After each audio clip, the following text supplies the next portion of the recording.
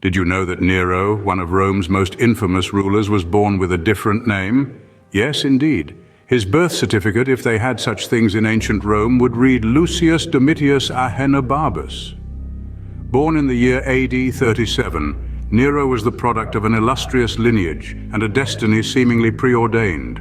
His mother, Agrippina the Younger, was a formidable woman who belonged to the Julio-Claudian dynasty.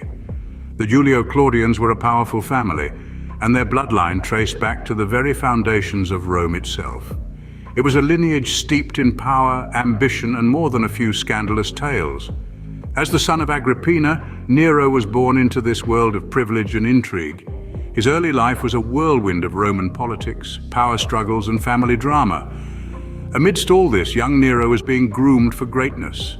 Agrippina, with her keen political acumen and unyielding ambition, ensured that her son was trained in the arts of governance, warfare, and diplomacy. She was determined that her son should not just inherit the throne, but also be capable of ruling an empire. However, Nero's childhood wasn't all about politics and power plays. Like any other Roman boy, he was also educated in the classics. He developed a deep love for art, music, and literature, passions that would later come to define his persona as a ruler. The seeds of Nero's character were sown in these early years. The heady mix of power, privilege, and a doting mother's ambitions created a unique personality.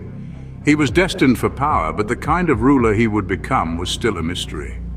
This young boy, born as Lucius Domitius Ahenobarbus, would grow up to be Nero, an emperor whose name would echo through the corridors of time, hailed by some, vilified by others, but forgotten by none.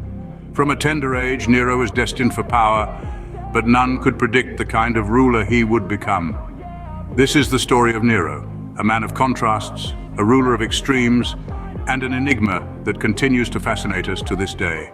Imagine being entrusted with an entire empire at the age of just 16. That was the reality for Nero, stepping into the role of emperor in the bustling heart of the ancient world. The weight of Rome was suddenly upon his young shoulders, a responsibility that many seasoned leaders would balk at. The enormity of the task was not limited to managing a vast empire. It also involved dealing with the intricacies of Roman politics, maintaining peace, and ensuring prosperity. The throne he ascended was not just a seat of power, it was a symbol of the hopes and fears of an entire civilization. As the fifth emperor of the Julio-Claudian dynasty, Nero was stepping into a lineage of rulers with formidable reputations to uphold. His reign was set to be extraordinary, but not for the reasons one might expect. In the beginning, Nero was not the tyrant history remembers him as. Taking the helm of the Roman Empire at the tender age of 16, he was initially seen as a beacon of hope and progress. His early reign was marked by an earnest desire to improve the lives of his subjects. He enacted important reforms such as reducing taxes, providing assistance to cities that had suffered disasters, and enhancing the judicial system to protect the less privileged. His policies were widely appreciated, earning him the affection and admiration of the common people. Nero was, during this phase, more of a populist leader than a ruthless dictator. However, as the saying goes, power corrupts.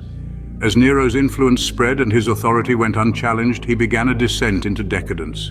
His reign gradually transformed from one of progress and popular support to one marked by tyranny and excess. However, as Nero's power increased, so did his thirst for indulgence. Nero's rule began to take a darker turn as he gave in to his own excesses. No longer content with the simple pleasures of governance, Nero began to indulge in the opulence and decadence that came with absolute power. His court became a breeding ground for vice and corruption, where depravity was not just tolerated but celebrated. In the midst of this debauchery, Nero's darker side emerged.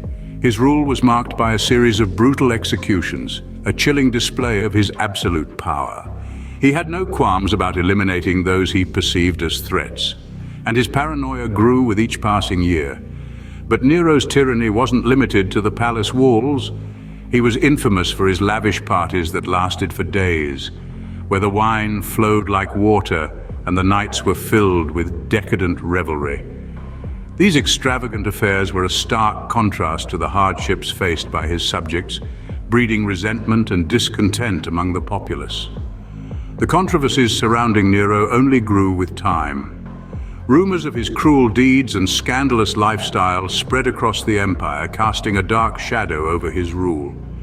His actions led many to question his fitness to rule, sowing the seeds of rebellion among his subjects.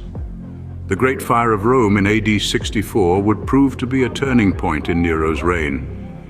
It was a disaster of epic proportions, one that would forever tarnish his legacy and mark the beginning of his downfall. The Great Fire of Rome left an indelible mark on Nero's legacy. In the summer of 64 AD, a devastating fire broke out in Rome, consuming nearly 3/4 of the city. For 6 days and 7 nights, the flames raged on, leaving behind a trail of smoky ruins and desolate streets. In the aftermath, the city was in chaos. Many were homeless, their livelihoods reduced to ashes.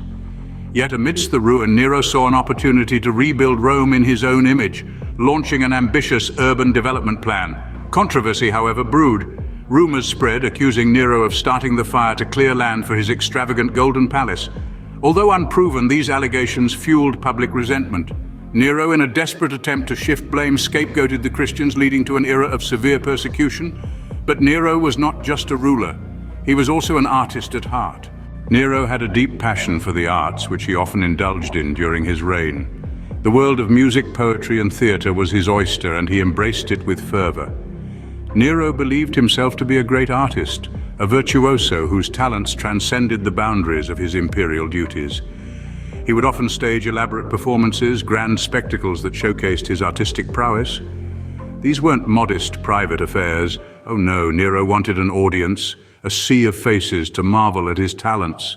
He yearned for the adulation of his subjects, the applause, the cheers, the admiration. But it wasn't just about ego. For Nero, art was a means of expression, a way to connect with his subjects on a level beyond politics and power. It was his passion, his obsession, and in many ways his downfall. Yet Nero's personal life was as tumultuous as his rule. Nero's marriages were marked by jealousy, betrayal, and tragedy. His personal life was a tempestuous whirlwind of relationships, most notably his marriage to Poppaea Sabina. Poppaea, a woman of stunning beauty and cunning ambition, was as controversial as Nero himself. Their union was fraught with scandal and suspicion, marred by accusations of infidelity, manipulation, and even murder. As Nero's reign continued, his grip on power began to wane. His tumultuous private life was an eerie reflection of the chaos that marked his rule. Nero's reign was not destined to last. As his reputation faltered, so too did his hold on the throne. Whispers of conspiracy began to weave through the corridors of power. The once adored emperor was now seen as a tyrant, his excesses and cruelties fueling resentment within his own ranks. The final blow came in the form of the Pisonian conspiracy, a plot involving many of the Roman elite, aimed at ending Nero's rule and replacing him with a more suitable leader. Paranoia consumed Nero, and he ordered brutal purges, further alienating his support base. In the year 68, a widespread rebellion forced Nero to flee Rome. Cornered and alone, Nero chose to end his own life, uttering the famous last words, "What an artist dies in me." His death marked the end of the Julio-Claudian dynasty. Nero's life serves as a stark reminder of the dangers of unchecked power and ambition. Nero's reign may have ended, but his legacy continues to echo through history. His tale, a blend of ambition, power, and tragedy, has left an indelible mark on the canvas of time. His rule, marred by extravagance and cruelty, serves as a stark reminder of the perils of unchecked power. Yet his artistic pursuits and reforms reveal a complex character that continues to intrigue scholars and history enthusiasts alike. Nero's life captivated ancient Rome and continues to fascinate us today, a testament to the timeless allure of history.